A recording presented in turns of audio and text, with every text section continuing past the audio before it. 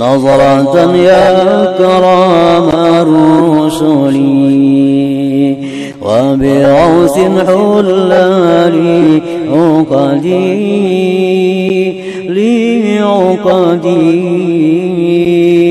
لعقدي يا حبيبي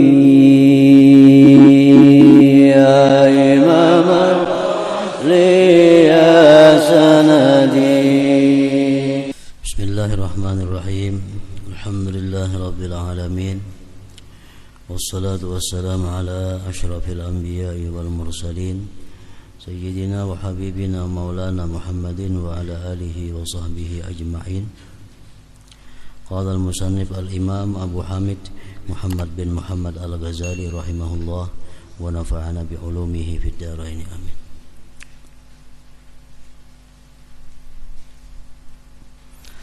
Keutamaan salat fardu. Allah Ta'ala berfirman,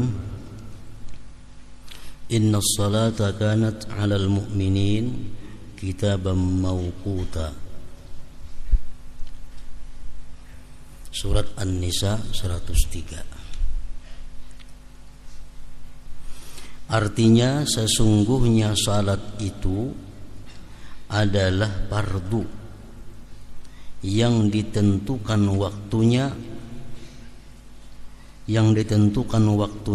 atas orang-orang mukmin.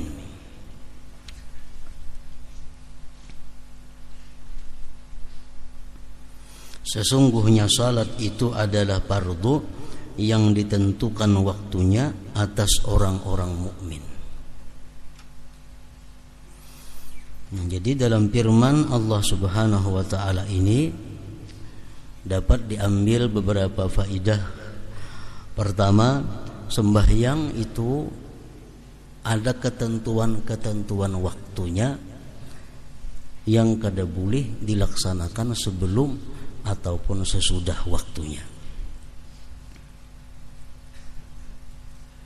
Yang kedua, dapat diambil faidah bahwa sembahyang 5 waktu itu waktu-waktu yang ditentukan Allah Subhanahu wa taala tersebut terkandung beberapa rahasia-rahasia yang ada di dalamnya itu. Firman Allah Subhanahu wa taala dalam Al-Qur'an, aqimis salata liduluki syamsi ila ghasaqil lail wa qur'anal fajr. Ini Allah menerangkan waktu sembahyang. Aqimis salata liduluki syamsi ila ghasaqil lail wa qur'anil fajr. Dirikan sembahyang itu mulai tergelincir matahari sampai malam. Di situ ada 4 sembahyang, zuhur, asar, maghrib, isya. Wa Qur'an al-fajri dan subuh. Nah, jadi waktu-waktu yang ditetapkan oleh Allah Subhanahu wa taala itu tidak boleh dilewati daripada ketentuan-ketentuannya. Nah, oleh karena itu ulama-ulama khususnya ahli fikih mengatakan as-salatu qabla al-waqti la tasihhu wa tajibul i'adah. Sembahyang yang dilaksanakan sebelum waktunya tidak sah dan wajib mengulang, wajib mengembali. Walaupun melalui perhitungan. Umpamanya perhitunganku ini waktu sudah masuk sembahyang. Ternyata belum masuk. Nah, sembahyang itu kada sah dan wajib diulangi. Wassalatu ba'dal waqti ghairu maqbulah wa tajibut taubah. Adapun sembahyang itu dilaksanakan sesudah waktunya tidak diterima oleh Allah dan wajib dia tobat. Misal sembahyang zuhur dilaksanakan jam 4, sembahyang asar dilaksanakan jam 6:30, sembahyang maghrib dilaksanakan jam 7:30. Nah, itu sembahyang sesudah waktunya tidak diterima oleh Allah Subhanahu wa taala dan dia wajib bertobat daripadanya. Menunda, melambatkan sembahyang itu. Sahabat Rasulullah bertanya kepada Rasulullah tentang firman Allah yang berbunyi fawailun lil musallin allazina hum an salatihim sahun. Apa itu maksudnya firman Allah? Wailun lil musallin, azab yang sangat bagi orang-orang yang sembahyang, yang mereka itu lalai dalam sembahyangnya. Apa itu maksudnya wahai Rasulullah? Kata Sa'ad bin Abi Waqqas. Rasulullah menjawab, ta'khirus salah an waqtiha, melambatkan sembahyang daripada waktunya.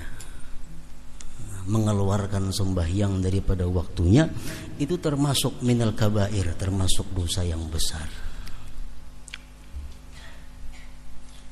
Allah mengancam fawailun, azab yang sangat bagi orang-orang yang sengaja mengeluarkan sembahyang daripada waktunya.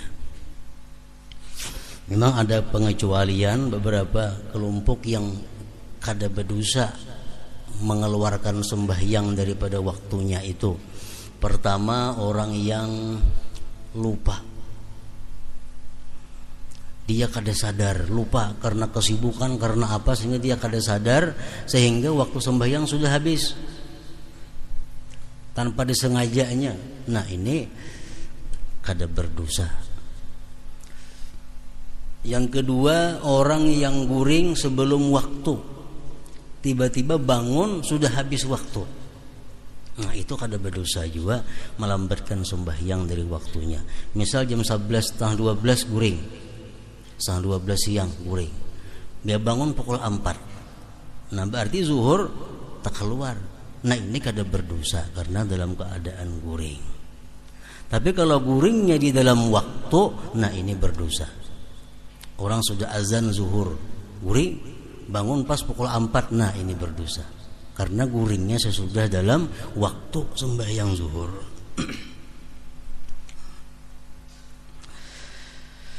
Inna salata kanat 'alal mu'minina kitaban mawquta, sesungguhnya salat itu adalah fardu yang ditentukan waktunya atas orang-orang mukmin. Nabi sallallahu alaihi wasallam bersabda, khamsu salawatin katabahunna Allahu 'alal 'ibad faman jaa'a bihinna wa lam yudayyi' minhunna syai'an istighfafan bihaqqihinna kana lahu indallahi ahdun ay yudkhilahul jannah wa man lam ya'ti bihinna falaysa lahu indallahi ahdun in syaa'a 'azzabahu wa in syaa'a adkhalahul jannah. Artinya 5 kali salat yang diwajibkan oleh Allah atas para hambanya. Barang siapa yang mendatanginya dan tidak menyia-nyiakannya sedikit pun daripadanya karena memandang inting terhadap kewajiban itu, maka ia mempunyai janji di sisi Allah untuk memasukkannya ke dalam surga. Kalau kita sembahyang 5 waktu dengan tidak menyia-nyiakan, artinya dalam waktu sembahyangnya, syarat rukun adabnya itu bagus, Allah berjanji memasukkan dia ke dalam surga. Allah berjanji, dan janji Allah itu pasti akan terjadi. Innallaha la yukhliful mi'ad, Allah tidak mau menyalahi janjinya. Dan barang siapa yang tidak mendatanginya, maka ia tidak mempunyai janji di sisi Allah untuk memasukkannya ke surga. Jika dia mau, maka dia menyiksanya, dan jika dia mau, maka dia memasukkannya ke surga. Hadis riwayat Abu Daud. Kalau orang itu tidak melaksanakan sembahyang, atau melaksanakan sembahyang tapi kada sesuai dengan kewajiban-kewajibannya, Allah tidak berjanji memasukkannya ke dalam surga. Artinya apa? Bisa masuk surga, bisa kada. Allah kada berjanji. Kalau orang itu memperinting sembahyang, banu kada, nah itu Allah kada memberi janji kepada dia masuk ke dalam surga. Hadis riwayat Abu Daud, An-Nasai, Ibnu Majah dan Ibnu Hibban dari hadis Ubadah bin Samit. Dan Nabi sallallahu alaihi wasallam bersabda, "Mathalus salawatil khamsi kamathali nahrin azbin ghamrin bibabi ahadikum yaqtahimu fihi kulla yawmin khamsa marratin fama tarawna dhalik yubki min daranihi qalu la syai'a." Qala sallallahu alaihi wasallam, "Fa inna salawatil khamsa tuzhibuz dzunub kama yudhibul ma'ud darana." Artinya, perumpamaan salat 5 waktu, perumpamaan salat yang 5 waktu itu seperti sungai tawar yang melimpah di pintu salah seorang di antara kamu, di mana ia menceburkan dirinya padanya 5 kali dalam sehari. 5 kali sehari mandi. Maka apakah kamu berpendapat hal itu menyisakan dari kotorannya? Mun orang tuh 5 kali sehari mandi, adalah badaki lagi awak.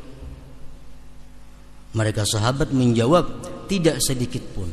Artinya bersih kalau orang 5 kali sehari mandi, 2 kali sehari mandi, gini bagus sudah. Bersabda beliau sallallahu alaihi wasallam bersabda, sesungguhnya salat 5 waktu itu menghilangkan dosa-dosa sebagaimana air menghilangkan kotoran tadi. Hadis riwayat Muslim dari Jabir. Dan Nabi sallallahu alaihi wasallam bersabda, "Innas salawati kaffaratun lima bainahunna majtunibatil kabair." Artinya sesungguhnya salat-salat itu menghapus bagi apa dosa yang antara salat-salat itu selama dijauhi dosa-dosa besar. Jadi sembahyang 5 waktu yang kita gawi itu menghapuskan seluruh dosa-dosa kecil. Walaupun kita kada minta ampun, kita kada bertobat kepada Allah terhadap dosa kecil itu, tapi kalau kita sembahyang 5 waktu, nah, menghapuskan dosa-dosa kecil itu selama dijauhi dosa-dosa besar. Dosa kecil itu contohnya kan nazari ila auratil ghair, memandang aurat orang lain. Nah, itu dosanya kecil. Memandang aurat orang lain, baik nang sejenis atau lawan jenis. Yang kedua, masul ajnabiyah, bersentuhan dengan yang bukan mahram. Bersentuhan dengan yang bukan mahram termasuk dosa kecil. Kasful aurah, membuka aurat, termasuk dosa kecil. Sama'ul alatil malahil muharramah, mendengari alat-alat musik yang diharamkan, termasuk dosa kecil. Mendengari suling, mendengari gitar, mendengari trompet, atau memetik gitar, atau menyuling, termasuk dosa kecil. Lubusud dibaj lirajulin, memakai sutra laki-laki, itu dosanya kecil. Takhattum bizahab lirrajul, laki-laki beutas emas, termasuk dosa kecil. Makan atau minum memakai bejana yang terbuat dari emas perak, sindok terbuat daripada emas, umpamanya bubuhan raja-raja makan, nah, termasuk dosa kecil. Su'uzzan, buruk sangka kepada orang, termasuk dosa kecil. Buruk sangka itu belum diucapkan di muntung, dalam hati, dalam hati memutuskan nang kada baik kepada orang, itu buruk sangka. Misalnya orang datang ke wadah kita, hati kita menyimpulkan, bah ini maling nih. Nah itu buruk sangka ngarannya. Buruk sangka. Tapi kada diucapkan. Nah termasuk dosa kecil. Tarkul amri bil ma'ruf wan nahyi 'anil munkar ma'al qudrah. Meninggalkan amar ma'ruf, meninggalkan nahi munkar termasuk dosa kecil. Duduk kita bisa di pinggir kartak atau di muka rumah. Ada melihat orang membawa gitar. Nah, kita kadang menagur, dosa kecil. Mestinya ditagur. Jangan bergitar, kada boleh, haram. Nah, itu maka amun kada wani jam itu kada usah duduk di pelatar dalam rumah aja begana-gana. Itu ngarannya hakut tarik, hak jalan. Nang duduk-duduk ketujuh di pinggir jambatan, duduk di pinggir jalan. Ada melihat orang yang memakai pakaian yang terbuka aurat, tangkap. Kamu kada boleh pakai baju ini, haram. Nah, bila kada macam itu, berdosa kita. Melihat nang munkar bangan itu, berdosa. Tapi dosanya termasuk kecil. Nah dosa-dosa kecil nang macam itu terhapus sendirinya bila kita sembahyang 5 waktu. Terhapus sendirinya bila sembahyang 5 waktu. Nah, kecuali dosa besar nang kada termasuk dihapus. Tapi yang perlu kita ketahui bahwa dosa-dosa kecil-kecil nang tadi itu bisa menjadi besar dengan salah satu di antara 5. Nah dosa-dosa kecil ampih jadi dosa kecil jadi dosa besar kalau disertai dengan salah satu di antara 5 ini. Pertama, dianggap inting, dianggap remeh. Nah, dianggap remeh, ada apa-apa nih, itu dosa kecil aja, ada apa-apa. Dianggap inting. Dosa kecil bila dianggap kada apa-apa, dia taklum jadi besar. Nah. Jadi walaupun dosa itu kecil, jangan dianggap inting. Bila dianggap inting, berubah menjadi dosa besar, kada terampuni lagi dengan sembahyang-sembahyang tadi. Yang kedua, dosa kecil itu menjadi besar bisurur, dengan gembira. Gembira. Mendengar musik, hati gembira, senang. Jadi dosa besar. Jadi dosa besar. Memetik gitar, jadi suka, jadi gembira, jadi dosa besar. Karena gembira dengan dosa kecil itu menjadikannya besar. Yang ketiga, bil izhar, dengan dinampakkan, berkisah-kisah kepada orang bahwa ia melakukan dosa. Malam tadi aku melihat aurat si anu, dikisahkan lawan orang. Malam tadi aku begetukan lawan si anu, dikisahkan lawan orang. Jadi dosa besar. Nang asalnya kecil. Nah kalau macam itu kada terhapus lagi dengan sembahyang-sembahyang tadi. Yang keempat, bil israr, terus menerus jadi amalan. Dosa kecil tapi jadi amalan. Bini-bini itu kada berjilbab, itu dosa kecil aja. Cuma kalau hari-hari jadi gana, jadi amalan membuka aurat. Yang kelima, dosa kecil itu dilakukan oleh orang alim yang menjadi panutan. Nah, orang alim yang menjadi panutan, bila mana memperbuat dosa kecil diikuti oleh orang banyak, jadi ganal juga dosanya. Jadi ganal juga.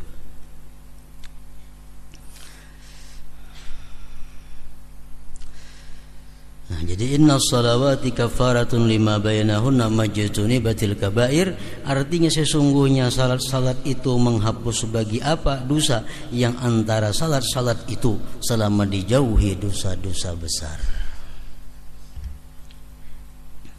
Hadis riwayat Muslim dan Abu Hurairah.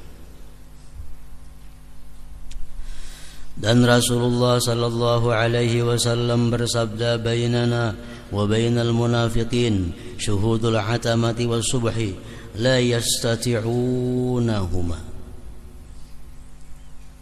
Artinya, ujar Rasulullah, perbedaan antara kami, maksudnya antara orang-orang yang beriman dan orang-orang munafik, adalah menghadiri salat isya dan subuh berjamaah.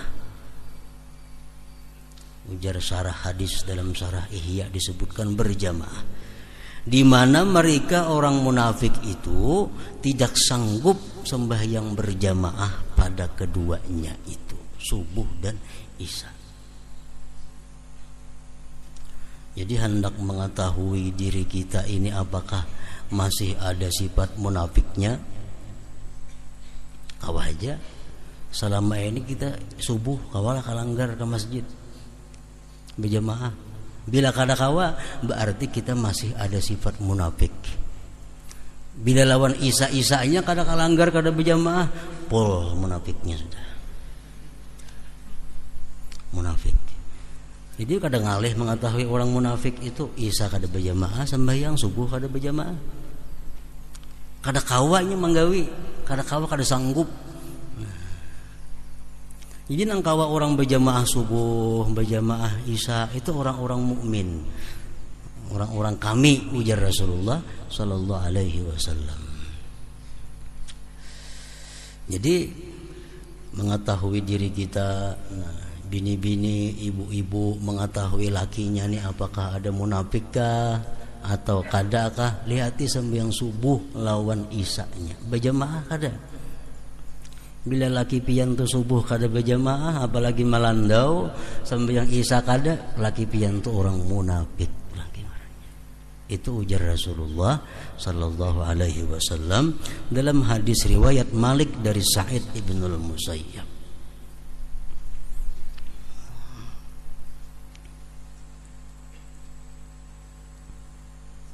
Amun nyambah nu berjamaah mbah nu kada bang, berarti mbah nu munafik, mbah nu kada juga.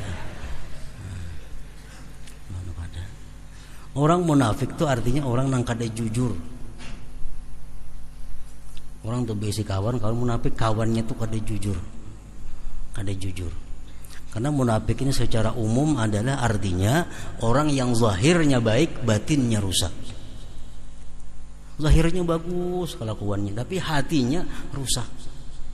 Itu termasuk munafik. Nah, jadi logikanya orang nang berhati kada baik, hanya zahirnya aja baik, sampai yang subuh berjamaah itu kada kawa. Kada kawa, mesti parak rumah langgar parak, pernah 10 langkah kada kawa turunnya. Jangan balangka 10 langkah sampai meluncat sampai sekali loncatan paribasa kada kawanya sembahyang berjamaah subuh itu. Kenapa? Dijarat oleh sifat munafiknya itu. Termasuk orang munafik orang yang hanya selalu memperbaiki penampilan zahir. Memperbaiki penampilan zahir supaya kelihatan baik, kelihatan salih, tapi hatinya kada makmur, hatinya kada diperbaikinya. Itu munafik. Bainana wa bainal munafiqin syuhudul atamah wa subuh la yastati'unahuma. Artinya perbedaan antara kami dan orang-orang munafik adalah menghadiri salat isya dan subuh di mana mereka tidak sanggup pada keduanya itu. Nang lebih parah lagi beralasan imamnya pangje pasik, jadi aku kada kalanggar subuh. Padahal seorang ini munafik alhamdulillah pasik lagi. Imamnya kada karuan, subuh tuh kuliah kalanggar atau isya kada karuan imamnya, seorang lebih kada karuan lagi. Karena kada kawa umpat jamaah isya dan subuh itu. Nah, jadi kalau kada kawa sembahyang berjamaah kalima waktunya kada kawa karena kesibukan nang dua ini mesti isya lawan subuh. Ini bagi laki-laki, bini-bini kada dituntut demikian. Bini-bini di rumah aja ada apa-apa. Ini laki-laki. Cuma kalau untuk membawa laki boleh aja ke masjidan laki bini kata bapak. Misalnya nambi ini pembangun, nambi ini pak ibadah, laki pelandawan, nah boleh nambi ini menggerak laki membawa kisahnya ke langgaran ke masjidan, termasuk sesuatu amar ma'ruf juga ngarannya. Walaupun bagi si bini-bini kata dituntut yang demikian itu berjamaah, itu khusus untuk laki-laki. Tapi andai kata bini-bini sembahyang berjamaah, dia dapat juga pahala 27 itu atau 25. Jadi imam yang fasik tetap kadang menghilangkan pahala jamaah. Tetap kadang menghilangkan pahala. Walaupun itu makruh. Kita makruh mengikut orang yang fasik. Kalau kita ini orangnya adil. Kalau sama pada fasik kada bermakruhan. Walaupun berbeda fasiknya, tapi sama pada fasik kada jadi makruh. Nah, jadi jangan sekali-kali kita beranggapan imamnya fasik secara kada langsung mengakui diri kita berarti adil. Orang fasik imam ikuti, aku lebih fasik daripada inya. Nah macam itu berpahala. Jamaahnya dapat, pahalanya dapat, dan kada berdosa. Kalau kita menganggap imamnya fasik, aku adil, kalau kau mau ikut berdosa, itu kita menganggap diri bersih, dilarang oleh Allah Subhanahu wa taala. Jadi sembahyang di belakang orang fasik kada jadi masalah, karena kita merasa diri kita fasik juga. Banyak riaknya, banyak sombongnya, ada iri dengkinya, ada dendamnya, banyak dalam hati kita macam-macam dosa. Ibnu Umar sahabat Rasulullah sallallahu alaihi wasallam, beliau mau sembahyang di belakang Al-Hajjaj. Hajjaj ini orang yang sepakat seluruhnya mengatakan fasik. Banyak membunuh sahabat-sahabat Rasulullah Al-Hajjaj ini. Waktu Hajjaj jadi imam, Ibnu Umar mau ikut di belakang. Padahal Ibnu Umar ini sahabatnya Rasulullah SAW. Kadang mempermasalahkan Sidin dengan itu. Kenapa? Karena Sidin merasa diri Sidin pun belum tentu lebih baik daripada Hajjaj. Jadi jangan ada alasan imam itu kada baik, imam itu fasik, jangan ada alasan.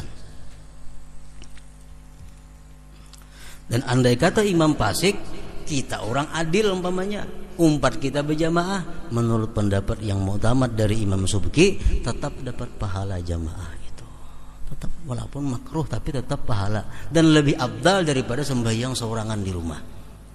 Lebih afdal daripada sembahyang seorangan di rumah. Imamnya orangnya fasik, jelas kefasikannya. Tapi yang lain kada ada lagi nang jadi imam, nang maunya itu aja orangnya. Nah kita sembahyang di rumah seorangan, dilanggar fasik imamnya, lebih baik empat fasik itu daripada sembahyang menyendiri di rumah. Nah ini sembahyang fardu maksudnya. Dan Nabi sallallahu alaihi wasallam bersabda, man laqiyallaha wa huwa mudayyi'un lis-shalah lam ya'ba illahu bi syai'in min hasanatihi. Artinya barang siapa bertemu dengan Allah sedangkan dia menyia-nyiakan salat, maka Allah tidak memperdulikan sedikit pun daripada kebaikan-kebaikannya. Orang mati banyak ketinggalan sembahyang, Allah akan memperdulikan dengan kebaikan-kebaikannya yang lainnya. Artinya ada hadis mengatakan, awwalu ma yuhasabu bil abdu as-shalah fa in fasadat fasada sairu amalihi. Awal yang dihitung Allah tuh sembahyang. Kalau sembahyangnya banyak ketinggalan, banyak ada biris, rusak seluruh amalnya. Nah, jadi orang yang bertemu Allah, dia banyak kada sembahyang, Allah kada peduli dengan sesuatu dari kebaikan-kebaikannya yang lain. Karena kita ketahui sembahyang itu tiangnya agama. Kalau agama kada batiang, kada kawa kita maulah yang lain-lainnya.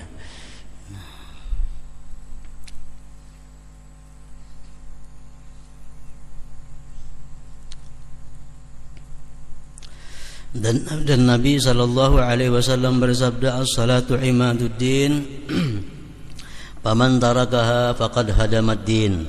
Artinya salat itu adalah tiang agama. Barang siapa yang meninggalkannya, maka ia telah merubuhkan agama. Nah jadi orang nang mati, kuitan kita, dan sanak kita, keluarga kita nang mati, nah, kita bagus bertakun adakah inya ketinggalan sembahyang 5 waktu. Walaupun itu menurut Imam Syafi'i, menurut imam kita, bahwa orang nang sudah mati itu kada boleh dikadakan dan kada boleh dikadakan, kada boleh difidyahkan. Itu mazhab Imam Syafi'i, imam kita. Jadi kalau orang tu mati inya batinggal sembahyang, sudah ya, salah Allah jadi kita. Allah nama ampuni, diampuni Allah, nak kada dimasukkannya ke dalam neraka, terserah kepada Allah. Itu mazhab Imam Syafi'i. Nah kemudian pendapat-pendapat ulama daripada pengikut Imam Syafi'i, mereka berbeda dengan Imam Syafi'i dalam hal ini. Antara lain Imam Nawawi contohnya.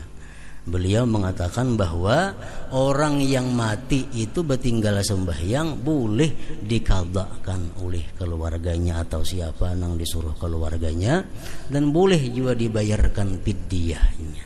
Nah itu mazhab daripada pengikut Imam Syafi'i. Kalau Imam Syafi'inya kada boleh dikada, kada boleh dibayar fidyah. Itu Syafi'i. Pengikut Syafi'i boleh dikada, boleh kada wajib, kada boleh dikadakan oleh nang keluarga, boleh dibayarkan fidyahnya. Nah.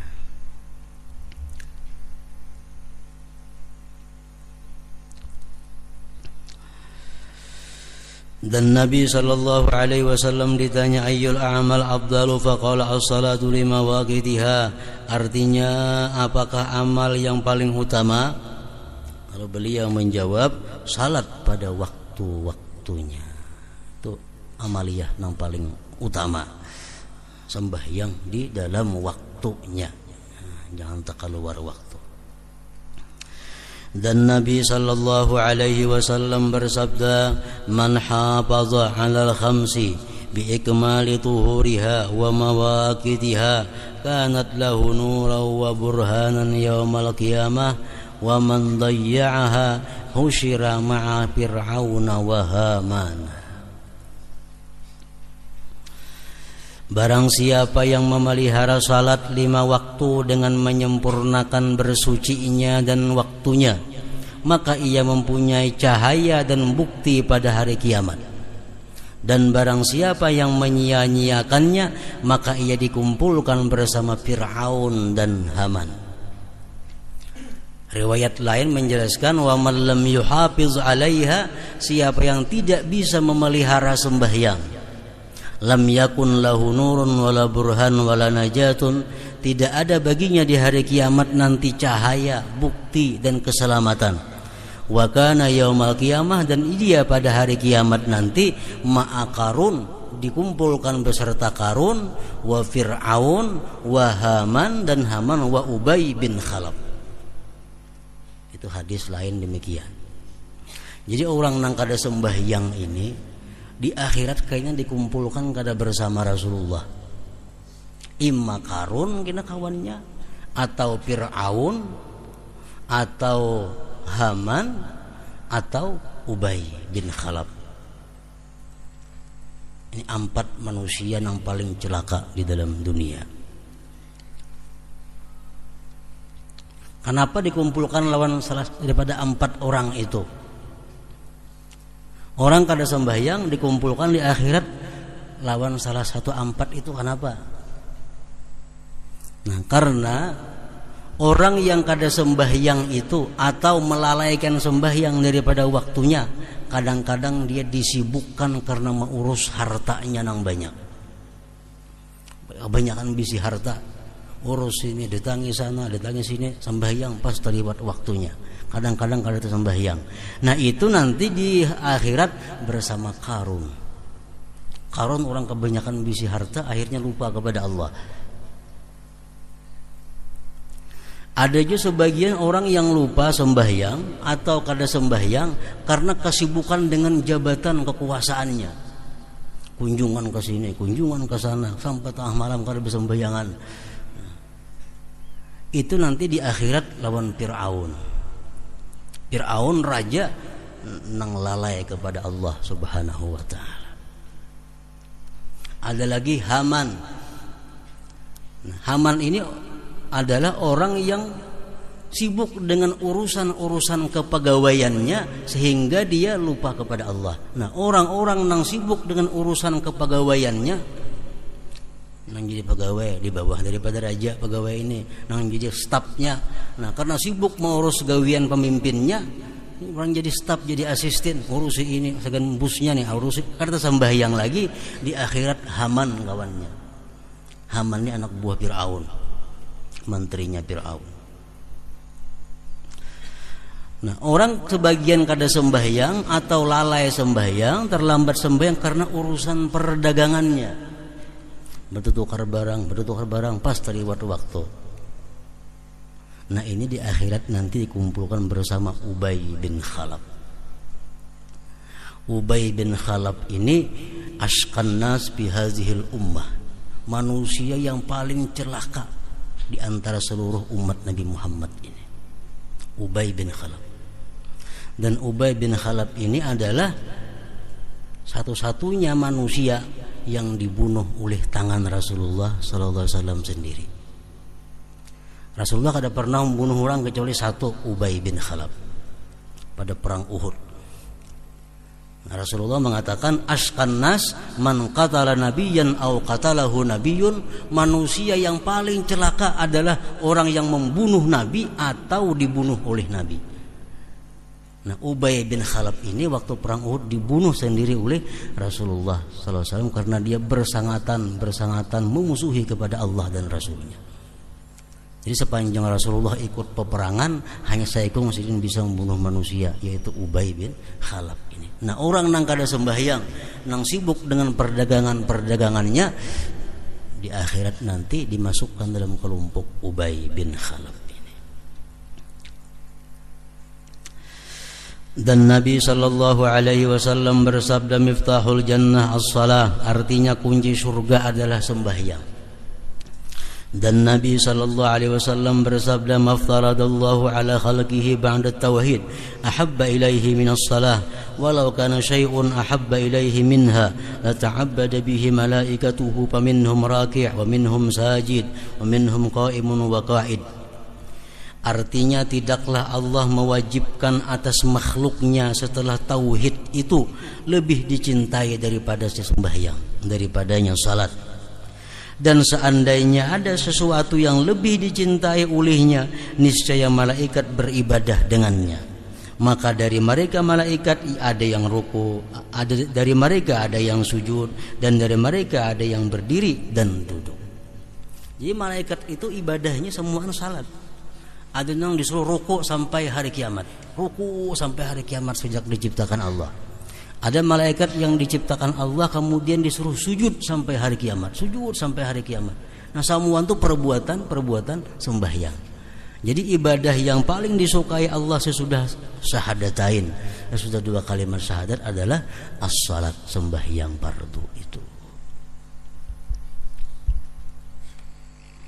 12 tahun Rasulullah di Makkah menyiarkan syahadat, dan sembahyang hanya sekali sehari. Menurut sebagian riwayat hadis, sembahyang cuma sekali sehari, bisukan 2 rakaat. Sembahyang sunat saja itu. 12 tahun kan ada sembahyang. Ini pun Abu Bakar, Umar, Sayyidina Ali, Sayyidina Utsman nang beriman lawan Nabi di Makkah itu kan ada sembayangan 12 tahun. Hanya dakwah, mengajak manusia mengucap, meyakini 2 kalimat syahadat. Nah, sesudah 12 tahun Nabi Isra Mi'raj, hanya ada keparduan sembahyang 5 waktu ini. Itu pun dilakukan secara sembunyi-sembunyi.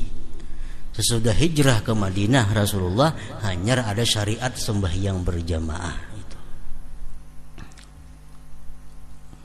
Makanya rukun Islam yang pertama syahadatain, 2 kalimat syahadat, yang kedua adalah sembahyang. Itu urutan keutamaan kemuliaan ibadah. Nabi sallallahu alaihi wasallam bersabda, man taraka salatan muta'ammidan faqad kafara. Artinya barang siapa meninggalkan salat dengan sengaja, maka ia telah kafir, murtad artinya.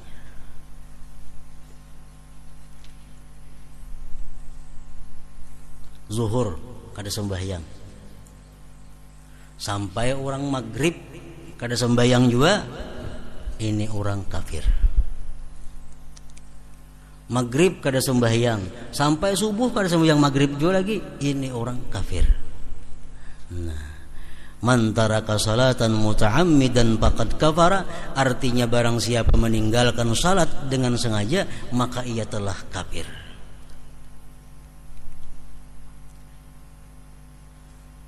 Itu bunyi hadis demikian, dan kada ditakwil-takwilkan oleh sebagian sahabat. Sayyidina Umar, Sayyidina Ali, Abdurrahman bin Auf, Mu'adz bin Jabal, Abu Hurairah, Ibnu Mas'ud, Ibnu Abbas, Abu Darda. Itu sahabat-sahabat yang berkata, bila orang kada sembahyang, panggal gulunya halal, karena dia sudah kafir. Sesudah sahabat lagi Ibrahim An-Nakhai, Ahmad bin Hanbal, Ishaq bin Rahawayhi, Abdullah bin Mubarak, Ayyub As-Sikhtiyani, Abu Daud At-Tayalisi. Mereka berpendapat siapa kada sembahyang kafir, mesti mengucap 2 kalimat syahadat. Karena hadis demikian bunyinya. Imam Syafi'i, Imam Maliki, Imam Abu Hanifah, hadis ini diuraikan menjadi beberapa uraian. Siapa kada sembahyang kafir. Kada sembahyangnya kenapa garang dahulu? Nah, kalau kada sembahyangnya itu karena kulir, itu dia kafir nikmat. Kalau ini kada sembahyang karena ingkar kewajibannya, hanya kafir nang bujur. Nah, itu mazhab Syafi'i. Tapi sama pada kedua-duanya itu boleh dibunuh oleh pemerintah. Orang kada sembahyang, kenapa kada sembahyang? Maka wajib ulun kulir. Jam ko bertimpu nah zuhurnya sampai maghrib dah kada sembahyang, jam dikeduakan. Andai kata negeri kita pemerintahannya Islam, sampai maghribnya kan sembahyang zuhur, nah orang ini antara ke polisi membunuhnya hari itu juga. Itu hukum Islam. Jadi orang kada sembahyang itu darahnya kada berharga di sisi Allah. Kada sembahyang. Ya kan itu berlaku bahwa parapat lagi nah habis sahabat ini manusianya. Bila kada sembahyang bunuh, kada sembahyang bunuh. Padahal hukum Islam, hukum yang sebenarnya demikian. Baik dibunuh daripada kada dibunuh orang yang kada sembahyang itu. Kenapa? Mendatangkan bala bencana kepada yang lainnya. Bujur aja lihatannya pina keras, pina kasar. Orang kada sembahyang bunuh, pina keras padahal kada. Amun diliatakan kena ya nang musibah, bala, bencana, hama, wiring, macam-macam itu akibat banyak nang kada sembahyang itu membawa kepada demikian itu. Jadi hukum Islam itu kada ada nang keras, kada ada. Hukum Islam tetap mengamankan nang terbanyak, menyelamatkan nang terbanyak. Nah, di kampung saya kong haja nang kada sembahyang itu sangat berhak datangnya bala, sangat berhak dibinasakan oleh Allah. Saya kongnya apalagi banyak. Nah maka itu hukum Islam orang nang kada sembahyang dinasihati, disuruh tobat, bila kada mau boleh dibunuh. Tapi yang membunuh kada boleh rakyat, mesti pemerintah. Untuk menyelamatkan manusia yang tertinggal, jangan karena bala bencana gara-gara itu.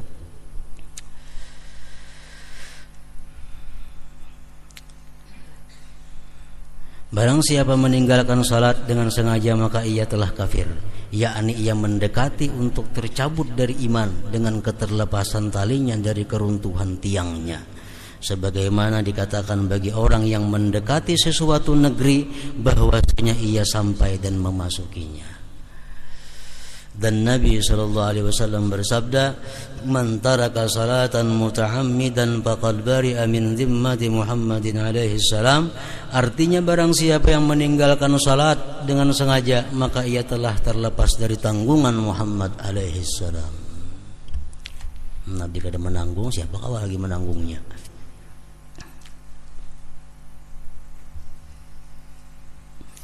Nah, jadi kalau orang itu kada sembahyang karena malas, mati kemana menguburakan? Kalau menurut mazhab Hambali, orangnya diatar ke sana, Mandala itu kuburan Cina situ, mazhab Hambali. Kalau mazhab Syafi'i masih boleh dikuburkan di kuburan muslimin, karena ini kada sembahyang tuh malas saja, bukan karena ingkar. Nah, itu perbedaan hukumnya. Mazhab Sayyidina Ali, Sayyidina Umar, Sayyidina Mu'az, bila orang kada sembahyang mati, jangan dikuburkan di kuburan muslimin, karena itu sudah kafir. Abu Hurairah radhiyallahu anhu berkata, barang siapa yang berwudu lalu ia membaikkan wudunya, membaguskan wudunya, kemudian ia keluar berangkat dengan sengaja untuk salat, maka sesungguhnya ia dalam salat selama ia menuju kepada salat. Kita berwudu dengan baik sempurna, berpakaian, berjalan menuju masjid berapa langkah. Selama kita berjalan itu, hukumnya adalah pahalanya pahala orang sembahyang. Pahalanya pahala sembahyang. Dan sesungguhnya dicatat baginya dengan salah satu dari 2 langkah sebagai kebaikan, dan dengan 1 langkahnya yang lain dihapus 1 kesalahan daripadanya. Apabila salah seorang daripada kalian mendengar iqamah, maka tidak seyogianya baginya untuk terlambat. Sesungguhnya orang yang paling besar pahalanya adalah orang yang paling jauh rumahnya dari masjid, dari langgar. Mereka bertanya, mengapakah hai Abu Hurairah? Ia menjawab, karena banyak langkahnya. Banyak langkahnya, banyak hitungan pahalanya. Dan diriwayatkan, inna awwala ma yunzaru fihi min amalil abdi yaumal qiyamah as-salatu. Artinya sesungguhnya awal amal hamba yang dipandang pada hari kiamat adalah salat. Jika didapati salat itu sempurna, maka diterima daripadanya dan seluruh amalnya. Orang tuh sembahyangnya sempurna, diperiksa, lulus. Amalan lain tuh kada dihisap lagi, kayak apa puasanya, kayak apa zakatnya, lulus semua Anda. Dan jika didapati salat itu kurang, maka salat itu dikembalikan atasnya, ditolak, dan juga seluruh amalnya. Dan Rasulullah sallallahu alaihi wasallam bersabda, ya Abu Hurairah, mur ahlaka bis shalah fa innallaha ya'tika bir rizqi min haitsu la yahtasib. Artinya, hai Abu Hurairah, perintahkanlah keluargamu untuk salat, maka sesungguhnya Allah akan mendatangkan rezeki bagimu dari sisi yang tidak kamu perkirakan. Jadi sembahyang jangan dianggap sebagai penghalang rezeki. Sebaliknya, sembahyang itu adalah sumber mendatangkan rezeki yang tak terduga. Sebagian ulama berkata perumpamaan orang yang salat itu seperti pedagang yang tidak memperoleh keuntungan sehingga murni modalnya. Demikian juga orang yang salat tidaklah diterima salat sunat sehingga ia menunaikan fardu. Jadi jangan hendak sembahyang sunat kalau masih ada hutang fardu. Itu aja dikagak. Bisa 10 tahun, 20 tahun kata karuan sembahyang, belang kambingan, sekarang tubat. Jangan hendak menggawi sembahyang sunat, Allah kada menerima. Jadi sembahyang fardu sisanya qadaan, qadai asar, qadai zuhur, itu aja digawi. Orang gawi qabliyah asar, seorang mengqada zuhur. Orang menggawi ba'diyah zuhur, seorang menggawi mengqada apa pokoknya samuan waktu digunakan untuk mengqada. Amun nggawi sunat, Allah kada menerima juga apa? Menghutang masih ada. Nah, jadi mereka yang dahulunya banyak kada sembahyang fardu, kada usah enggak bisa sembahyang sunat. Itu aja dikadai. Allah kada menerima kalau itu belum ditunaikan. Abu Bakar radhiyallahu anhu berkata, apabila datang salat, maka berdirilah kamu kepada apimu yang telah kamu nyalakan, lalu padamkanlah api itu. Artinya sembahyang itu memadamkan kemarahan Allah Subhanahu wa ta'ala. Nah, keutamaan menyempurnakan rukun-rukun salat.